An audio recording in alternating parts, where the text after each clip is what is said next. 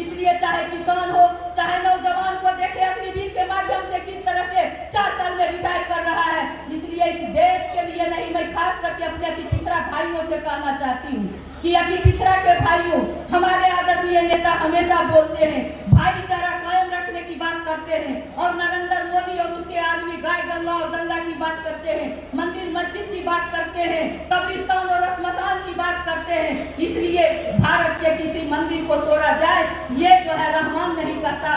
भारत के किसी मंदिर को तोड़ा जाए, ये जो है भारत के किसी मंदिर को तोड़ा जाए, ये रहमान नहीं करता। भारत के किसी मस्जिद को तोड़ा जाए, ये श्री राम नहीं कहता, क्योंकि पानी की कोई जात नहीं होती है और रोटी का कोई धर्म नहीं होता है। इंसानियत जहाँ जिंदा होता है वहाँ मजहब की कोई बात नहीं होती है।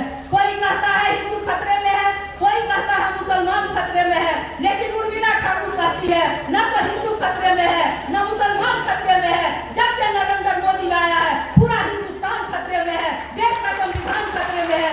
इसलिए देश के समय कल तक आप वोट डालते थे सरकार बदलने के लिए, आज आप वोट डालने जा रहे अपने आप को बचाने के लिए, देश का आरक्षण को बचाने के लिए, देश के संविधान को बचाने के लिए, लोकतंत्र बचाने के लिए। आप लोग वही आचार्य जी जो आपका स्वाभिमान है, आपका अरमान है, इस धरती की बेटी है, जिस तरह से इन्होंने समर्पण के साथ अपने कर्तव्य को निभाते हुए पिता की सेवा की है, आप अगर इनको चुनते हैं उसी समर्पण से आपकी सेवा करेंगी, क्योंकि बेटी कभी झूठ नहीं बोलती है, बेटी कभी माँ बाप से धोखा नहीं करती है। इसलिए आपसे कभी वही आचार्य धोखा नहीं करेगी। इसलिए इसी अपील के साथ आप लोग एकजुट और एकमुश्त गोरबंद होकर के, खास करके युवा भाई से मैं कहना चाहती हूँ कि आप लोग अपनी बहन को, चूंकि कलाई पर आपको रक्षा के लिए राखी बांधती है बहन, और आपसे सिर्फ उम्मीद करती है कि भाई मेरा आबाद रहे ताकि मैं बार बार आपके पास आऊँ। इसलिए उस आबाद को रखने के लिए और जिसने आपको ठगा है उसके लिए मैं कहना चाहती हूँ नौजवान भाई कि युवा को जब उल्टा लिखते हो तो वायु हो जाता है, और वायु जब अपना रुख बदलता है तो उसका कोई चैनी ज्वाल रोकने वाला नहीं होता है। आप समाज को दशा और दिशा देते हो, और हमारे आपके पास युवा नेता आपके कदम से कदम मिला करके बाबू तेजस्वी यादव जी खड़े हैं, आपके चेहरे पर मुस्कान लाने के लिए। आपको 1 करोड़ जब इंडिया गठबंधन की सरकार बनेगी तो 1 करोड़ युवाओं को इस देश में नौकरी दी जाएगी। महिला बहन जो है अपने भाई को, गरीब बहनों को 1 लाख रुपया दिया जाएगा। बिहार को जो उसने ठगने का काम किया,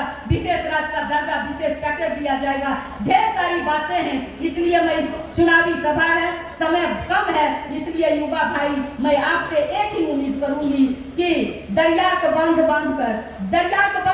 कर पानी को रोक दे, और किसकी मजाल जो जवानी को रोक दे। नौजवानों की जवानी को, नौजवानों की ताकत को, नौजवानों की जोश को कोई दुनिया का चैनी ज्वाल नहीं रोक सकता है, क्योंकि आग लगा दे पानी में, जिसने आपको ठगा उसके लिए कहते हैं आग लगा दे पानी में, जवानी उसको कहते हैं, और छुपा के मुंह बैठ जाए बेईमानी उसको कहते हैं। अभी वक्त आया है, अपनी जवानी जोश और ताकत आप दिखाइए। और खास करके मैं अपने अति पिछड़ा भाइयों से कहना चाहती हूँ, सारे अति पिछड़ा भाइयों से अपील करना चाहती हूँ। जननायक जी कहते थे उठ जाए मुसाफिर भोर हुआ, अब रैन कहाँ जो सोबत है, जो सोबत है सो फोबत है, और जो जागत है सो पावत है।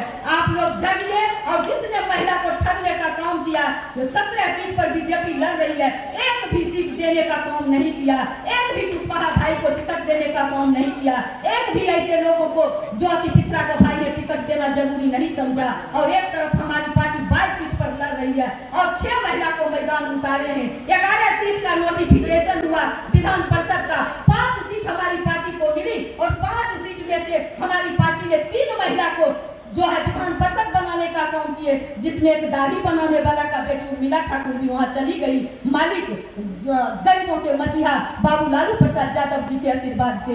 इसलिए आपको कोई देखने वाला नहीं, एक ही पार्टी, युवा नेता बाबू तेजस्वी यादव जी, और एक ही हम लोगों का मसीहा बाबू लालू प्रसाद यादव जी के नेतृत्व में रोहिणी आचार्य जी को लालटेन छाप पर बटन दबाकर इतना वोट देने का काम करे, इतना देने का काम करे कि